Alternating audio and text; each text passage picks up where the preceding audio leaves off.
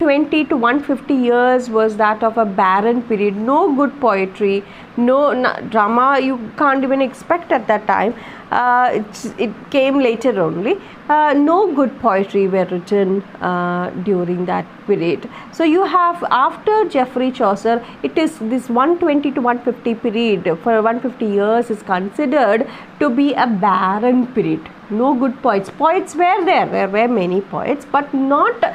See, since Geoffrey Chaucer was a representative poet of the 14th century, a great poet of the 14th century, and wrote very good poems, other poets never reached that level. So that is why we say we cannot compare the rest of the poets with that of Chaucer.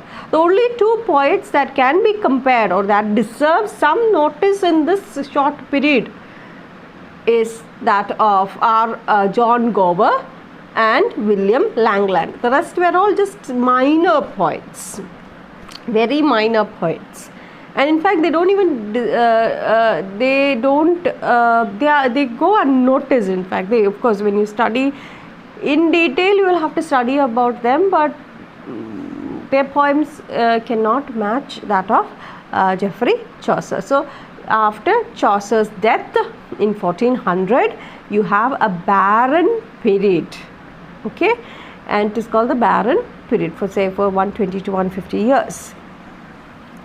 And then I would want to take you to the next period, that is the Elizabethan period. Now, before we move on to the Elizabethan period is a period that is spread between two great movements. You can't say the Elizabethan period, of course, from 1400 onwards, from 1400 to 1550. Okay, from 1400 to 1550, you have that period, you have two very, very important movements, and that is the Reformation and the Renaissance. Okay, the Reformation with the church and the Renaissance as of the literary intellectual Renaissance that began in Italy and spread to other countries. These two movements had a very important, or had a great impact on literature also.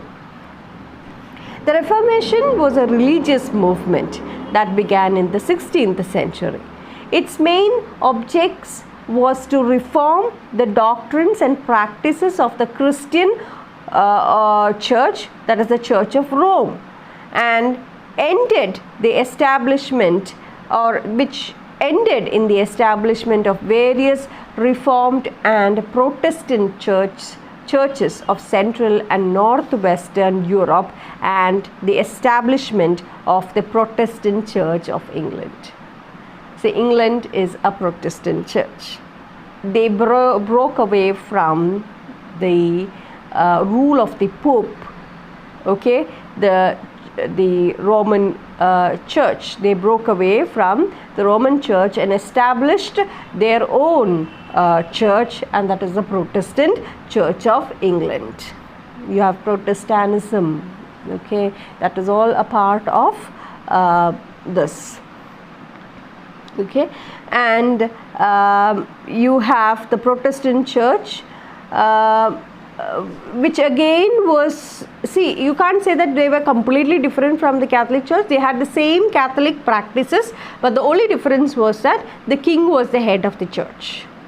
Okay, earlier it was the Pope is the head of the church, but in Protestant church in England, it was the king who was the head of the church, and it was King Henry VIII who brought in this thing because of several reasons which you will be studying soon, okay, in British history. All right, the reasons were mostly personal, okay, personal reasons. Henry VIII, first and foremost, his personal reason was to have a divorce. He wanted a divorce from his wife, and the Pope did not allow that, and therefore that was one reason. Of course, political reasons were others. There were other political reasons also. The wealth was all went, the wealth of England went to Rome, and in order to keep or secure their wealth in England, that is also another reason as to why they opted for this. So with the king as the head of the church, the king could take decisions, important decisions, and the wealth never flowed to Rome. It was within the country itself, and therefore England grew prosperous. With the coming of Queen Elizabeth, that is the daughter of King Henry VIII, she was able to, she established it as the church, Protestant, the Church of England, officially established it as the Protestant Church of England. But the movement, the beginning of the movement can be traced back to John Wycliffe, the reformer, and also to that of King Henry VIII. Okay, is father of Queen Elizabeth I. Now that was the Reformation. It was a religious movement. Okay. Now this movement, it is the period is 1400 and 1550. Okay, and this period is very important because most of the literature, it influenced literature, English literature a lot. Okay, and then another movement, so it was, the Reformation is a religious movement. It is breaking away from the Roman Catholic Church and establishing the Protestant Church of England. Okay, and then you have the Reformation. So it is two movements, two very important movements, which are the Reformation and Renaissance.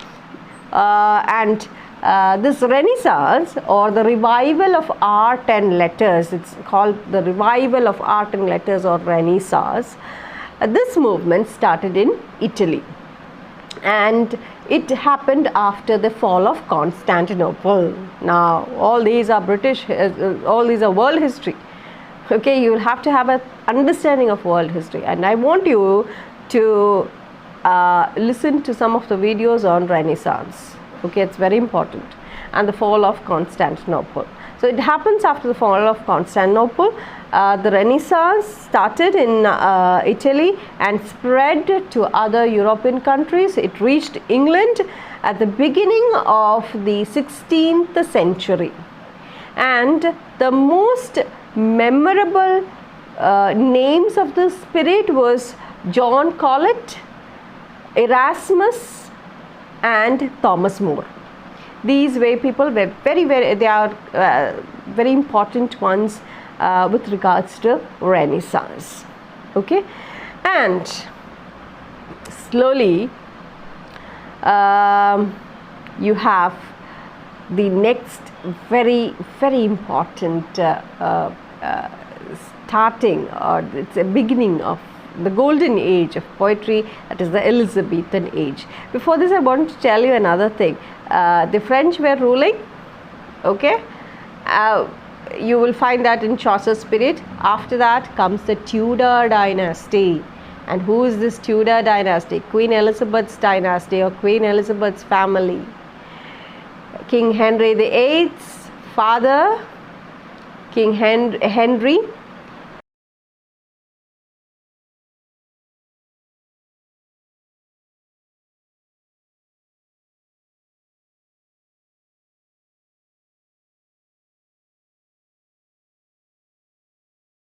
He marries, or he brings, you have the war between the two houses, the civil war between two houses, the House of York and House of Lancaster, and they were struggling, they were both fighting with each other for the the country, for getting the rule. And King Henry VIII's father, Henry joins these two houses, and this civil war ends there. He married.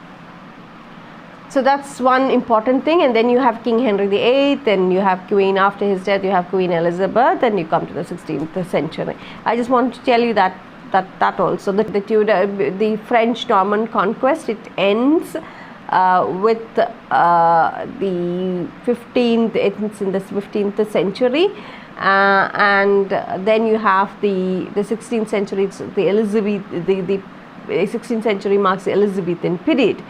So it's very important as literature students that you should know, you should have a very thorough understanding of the Elizabethan period, Queen Elizabeth's period. Term Elizabethan literature is usually applied to the literature of the period of Queen Elizabeth and the reign of the early Stuart kings. During this period, a state of stability was established in the country.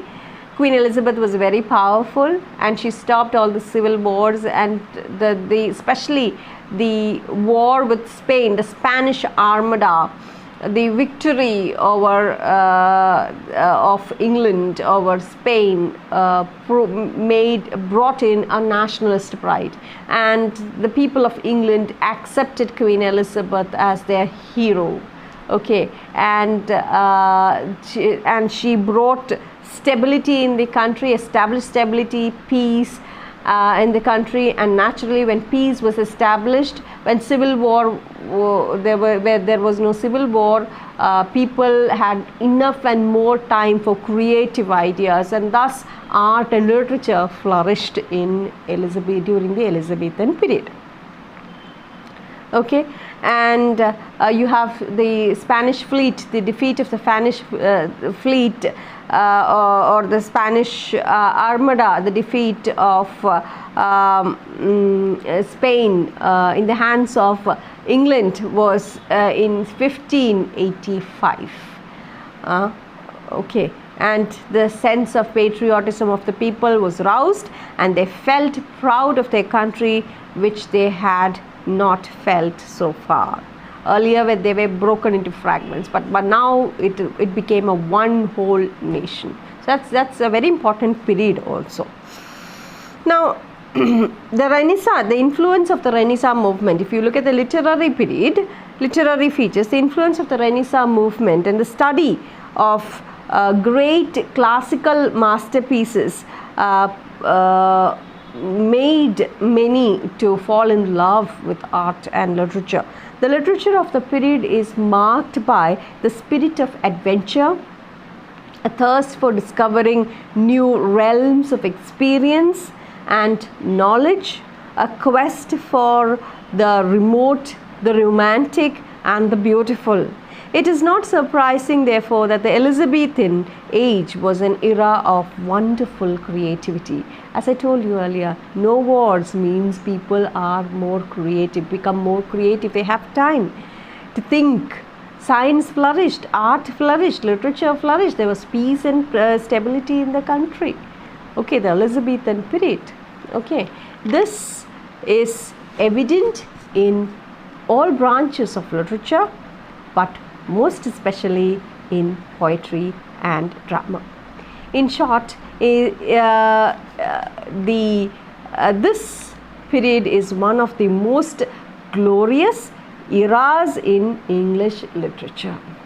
The period of the period of Edmund Spenser, the period of William Shakespeare, the period of Bacon. All right. So I hope a period of Philip Sidney, sonnets, a period of sonnets, Yart and Surrey. Remember the first class we had when we took sonnet 29? I told you, I gave you a brief history of sonnets, right? It was Yart and Surrey, how the diplomats went to Italy. They fell in love with the sonnet form, and presumably it was Petrarch who introduced the sonnet form. And when Yart and Surrey came back to England, they brought back with them this beautiful form of poetry, and they began writing poems in this form. It was the Petrarchan sonnet, and later when Shakespeare started writing, you have in between Edmund Spenser. He also wrote sonnets, and it was called the Spenserian sonnet, which was quite different from the Petrarchan sonnet. And it was Shakespeare, later after Spenser, it was Shakespeare who wrote extensively, or used extensively, this sonnet form, and it became known in his name. The English sonnet became known in his name as Shakespearean sonnet. All that we had discussed. Okay, so just a little more about the sonnet form. A sonnet is a line of 14 lines. It is a poem of 14 lines, and it is arranged in a particular way. You will find that the inventor of this form could be, because it was brought, again, the fall of Constantinople, remember, and how it was brought from Sicily, from Greece, how it came to Italy, and from there the revival of art and literature, a love for the past writings. So it could have been, Petrarch may have come across it, which was brought to Italy, and he falls in love with it, and he used this to write love form, love letters, not love letters, love poems for the lady he loved, and that was Laura. Okay, so Laura, however, did not reciprocate his love, his love, and he wrote extensively his love for Laura. And therefore you will find that in Petrarch's sonnet you will find a tinge of sadness, melancholy, because his love was not reciprocated by, or given, Laura did not respond to his love. They are also they are highly introspective. You will find that this love for sonnet, you will find that this type of sonnet greatly influenced whom? Yacht and Surrey, the diplomats, and Yacht wrote around 182 songs in various stanza form. He wrote 26 sonnets. He has 26 sonnets to his credit. Of these, 16 sonnets are translations of Petrarch himself, and you have 2 or 3 which are Yacht's own original work, the imitation of Italian and Spanish writers. He used the Petrarchan model, the ABBA, CDE model, ABBA model, Petrarchan model. And then you have Surrey. Surrey deserves a very important position, because he introduced the blank verse into English. That's very important, remember this. Surrey, the Earl of Surrey, he introduced the blank verse into English, and he uses the verse form in his translation of the Aeneid. And then you have another very, I want you to write this down somewhere, okay, this you shouldn't forget. Total's Miscellany. So I spoke about Geoffrey Chaucer. I am in the Elizabethan period right now. We had 2 important movements during this period, that is the Reformation and the Renaissance.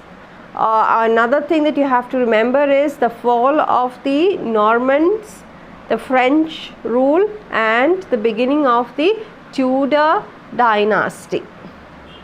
Okay, all right. Then the 2 houses, House of York and House of Lancaster, they were always fighting.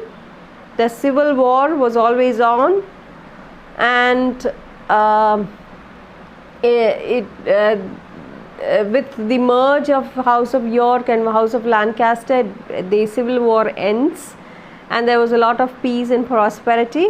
Then you have King Henry VIII, and then after that you have Queen Elizabeth. So Elizabethan period is roughly a period of the reign of Queen Elizabeth, and also the small section of early Stuart kings rule also. You have King James also in it, but not completely, a little bit of it. That forms the Elizabethan age, because that later it becomes a Jacobean age. That is also called the Jacobean age.